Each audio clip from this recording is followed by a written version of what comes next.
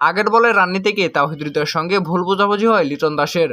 হাসান আলীর পরের বলে বাজে শট খেলে আউট হয়ে যান 9 বলে 6 রান করা বাংলাদেশের অধিনায়ক। তার দলও শেষ পর্যন্ত ব্যর্থই হয়েছে।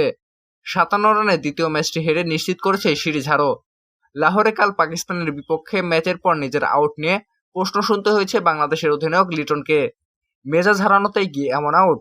পুরস্কার বিতরণী অনুষ্ঠানে এমন প্রশ্নের উত্তরে লিটন বলেন, না এমন নয়।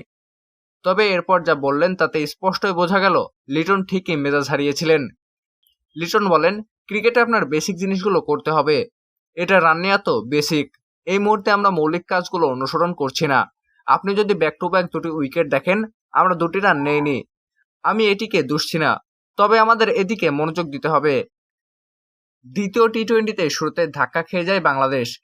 পাকিস্তানের ইনিংসে দ্বিতীয় ওভার বল করতে এসে 3 বল করে চটে পড়েন শরীফুল ইসলাম।